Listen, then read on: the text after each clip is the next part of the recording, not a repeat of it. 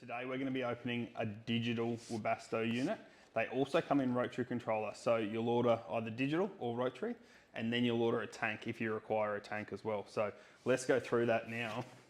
So the tank unboxing comes really neatly packed in here, I guess for protection. One of the best things about this tank as opposed to some others in the market is this one has the gauge on the side, so you can see how much fuel's left in your tank. Which is really important. Nice easy opening here at the top to enable you to get your fuel in as well. So there we go, there's the tank.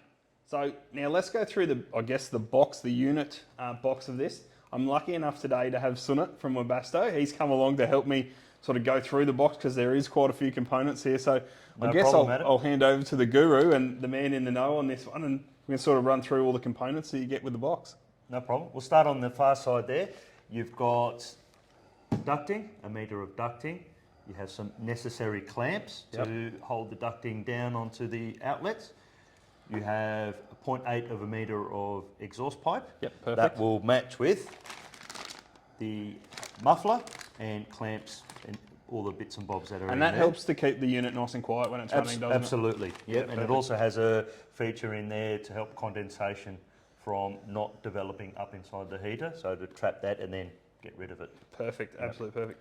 All right, moving on. Moving along, we have fuel line. So you have 6 metres of fuel line, and there is a filter, and there's also some other items in there, the end cap for the exhaust and some other clamps. Very quickly, while we're touching on this one, how regularly should you replace that little filter? Is it something that should be done 6 months, 12 months? We'd say once a year or once every 2 years at the worst case, but if you could replace it once a year, we have no idea what fuel quality is like, Adam. Absolutely. So that's a really good tip. So it's just a small little inline filter. They're available. Good idea to change them just to keep the unit running at sort of optimal performance. Yeah, cool. Absolutely. We then have the floor mounting bracket for that the heater will sit on. That's a 140mm diameter hole that will go through the floor. Perfect. And there are tips and tricks on mounting this bracket and where the heater goes. We'll go through that in a moment. So this unit we've unboxed, as I sort of said earlier, was a digital controller. They are also available in a rotary controller, but today we're doing the digital controller. I think the digital controller is a great little upgrade. I think if you're going to invest some money in a good quality diesel heater like this, I think it's not very much extra. I think it's a great option to upgrade to that one there. Definitely. And the main difference between the two controllers is the digital controller allows for programmable timer function. Absolutely. So if you want your heater to come on and off at certain times, that's the way to go. Perfect. If you prefer simple, not gadget, then go the rotary controller. Yeah. This one's good if you want to kick it in to start at 3 or 4 o'clock in the morning just to warm the man up when you're waking up. That's where that unit really comes in. Or you're out and about for the day and you want to keep the van warm, where it could be cool and damp. It'll help the heater. That's also super handy for people that are trying to dry clothes inside a caravan if you're caught up in some wet or cold weather. So very, very cool. Okay, next one. Right. Sorry, I kept interrupting you. No problem. We have the main harness. It is all labelled. It's plug and play.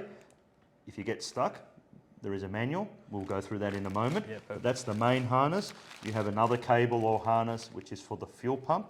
Again, all labelled and identified in the manual of where everything goes. Perfect. I'm going to come back to this item in a moment. We talked about the muffler. You have the combustion air silencer.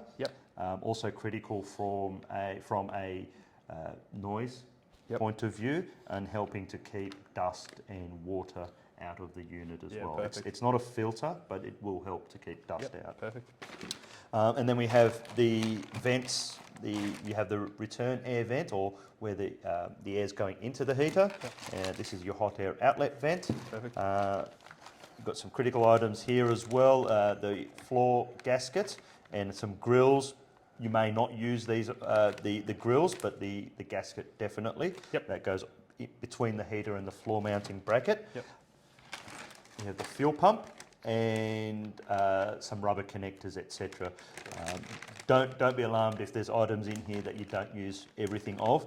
There's a little bit of extra hardware, etc. So depending on how you carry it, your install will depend on those components, but there's plenty in there. Most of those things you'll use, but if you find that you've got a clamp or two left over, I won't be too concerned. And so we've got 2 outlets on this one. No, this is the one sorry, outlet. yes. Yep, this is your hot air outlet with the collar, yes. Yep. and this is your return air. You inlet. can purchase extra ducting and extra outlets. Correct. So you've got a 1 outlet kit opened here, Adam. Yep. Of course, we've got 2 outlet Yeah. kits, both available in either the rotary or the digital controller. The 2 outlet kits are really good. A lot of people will put, for instance, one in the main cabin area of the van and then one into the bathroom, Right. just to help dry the towels and those sort of things overnight as well. That's right. So- And depending on your installation, you may have your heater sitting in the middle of a van and you need air to go north-south. So a 2 outlet system is great. And obviously we missed the most important bit. We'll get to that in a moment, but in terms of the installation, an item that sometimes people overlook is this funny looking item here. It is a resistor that plugs into the main harness. Yeah. If that is not plugged in, if you misplace that, the heater will not operate. Yep. Again, it's all mentioned in the manual, but it is not a temperature sensor, so it doesn't need to protrude through a wall or be exposed. It can tuck away nice and neatly, but yeah, it's just a resistor. Yep. And then obviously the main item, Yep. the heater, which can be mounted like this, or like this, or like this, all depending on your installation position. But typically,